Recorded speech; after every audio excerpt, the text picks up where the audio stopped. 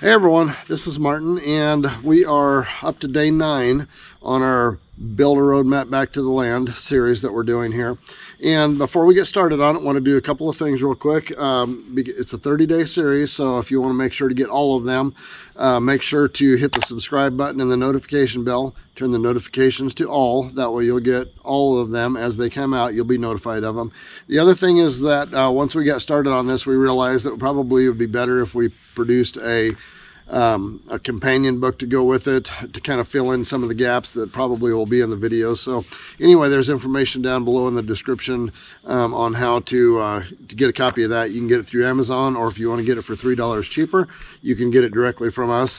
The $3 cheaper version has typos in it. So if you want the typo version, $3 cheaper, but you got to buy it directly from us rather than Amazon. Okay, so we're going to get started.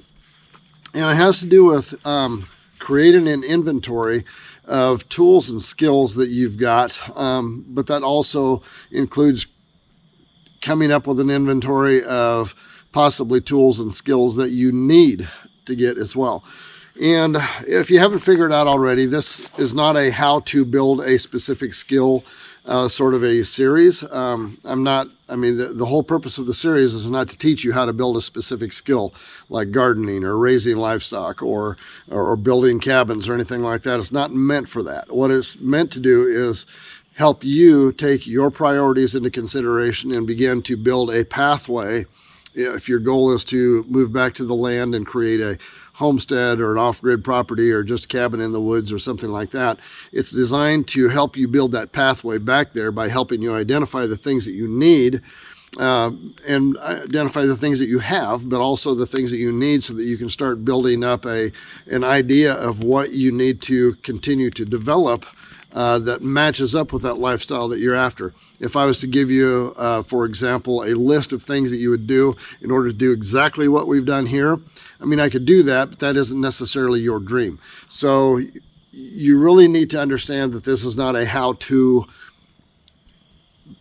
build a skill. Now, we do have videos like that on our channel that relate to specific skills, but this series is not part of that. This series is building your roadmap that takes into consideration your goals and your dreams and the things that you want to achieve in your back to the land move. So whether we're talking about something like when you start taking inventory of the things that you know how to do, now you may know some of these skills, or you may not, and they may become part of the things that you need to commit to learning. The skills of gardening come to mind. And there's a lot of specific things about gardening, but in general, that one skill covers kind of a lot of territory, a broad list of things that go along with gardening. You might be skills that you need to learn about livestock raising, if that's what you want to do, or if that's already one of your skills that you need to have. You make that as part of your list of the things that you have and the things that you need. So other skills might be preserving food, canning and freezing, and a lot of people do the freeze drying thing, or even the fermenting and stuff like that. If whatever parts of that you already possess in the form of a skill, make that on your list. Whatever things you don't possess in the form of a skill, put that on the list of things that you need to learn if it fits with the lifestyle that you're moving towards. Same can be true with building skills. Okay, if you have 0 building skills, but you know that you're going to need them, that's going to be in the list of things that you're going to have to start learning along the way. And that the skills part of it is something that can be very intimidating, because it's hard to commit to things that you know that you don't have the skills to do. But I've said this over and over and over again, none of this is rocket science. It's all things that you can learn. So just be prepared to have the list of things that you do know and you're comfortable with, but also create the list that is compatible with the direction of your journey of things that you need to learn. And those are going to be part of your skills list. Tools are going to be almost exactly identical to that. When we started building down here, I already possessed a lot of building tools and skills, because that's what I had done for so many years in almost every place that we've lived is stretched my capacity and my understanding of the skills in building trades, but also I built my tool list that was compatible with that as well. So so that was part of the tool list thing that became my list of things that were probably the things that we were familiar with and capable of doing. Solar is something that was not on my list. Tools or skills, either way. So that's all something that I had to commit to learning in order to do what we wanted to do down here. So you've got to just start going down through the list of things that you know to do, the things that you don't know to do, the things you have tools on, you're tooled up for, and the things that you're not. And I mean, even gardening, people may not think of the necessity of tools so much for gardening, but really you have to look at it as, you know, if I'm going to be gardening, if that's going to be a big part of my self-sufficiency type of lifestyle, then I'm going to have the tools to go along with that. And that can be anywhere as simple as, you know, shovels and hoes and rakes and things like that to enable you to do gardening, all the way up to a tractor and attachments to go behind that, like a powered rototiller maybe, or a walk behind rototiller. I mean, those are all things that, depending on how involved you want to be as far as the skills are in your back to the land journey, the tools are going to have to be compatible with that. So you can start creating a list of the tools you have versus the tools you need.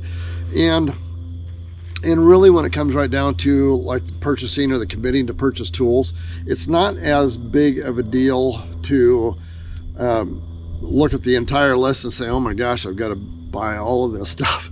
You only need to do it in the increments that you're, you know, stepping into those kind of skills and those kind of activities.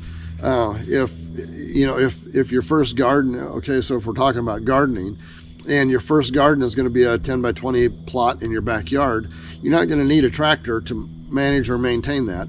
You may not even need a powered rototiller, or you can maybe borrow one. I mean, remember, if you go back to the beginning of this thing, we're dividing this whole journey into 5 yearly segments. And so the first year, you may not need that much. The second year, you might want to add something to it that you don't already possess, or you may want to keep your eye out beginning now that you may say to yourself, I really want to get a walk behind powered rototiller, but I can't do that right now. But I'm going to start looking for one and keeping my eye out for one, because by next year, I do want to have that tool in my inventory. So that's what you're trying to do at this point, is trying to assess where you're at with your skills, with your tools, figure out what is the first year. Remember, we're only working on the first year to start with. You'll work on your second, third, and fourth, and fifth year in the second, third, and fourth, and fifth year. Okay, so you're really only after right now. What is it that you need to do right now? But then create a list of things that you need to be looking for into the future. So that's what you want to do for today, is to start building that list of your skills, your tools, not only what you possess currently, but what you are going to need to fulfill the journey that you're after, or at least the first year of your journey. And if that means, you know, you're not going to be on the land for maybe a year or maybe 2 years, what are you going to be starting right now where you're at that you do require some skills and some tools for, that's going to benefit you now, plus benefit you on into the future as you make your move, a more serious move into a new piece of land and all of the things that you plan on doing on that land. So anyway, that was the end of the one today. We're going to get into another one tomorrow, and the one tomorrow is gonna step on your toes, I'm afraid. But we'll be good. Okay. So remember, hit the subscribe button, the notification bell, and we'll see you tomorrow. If you've enjoyed this video, give it a like and a share, and don't forget to hit the subscribe button down below and the notification bell. See you next time.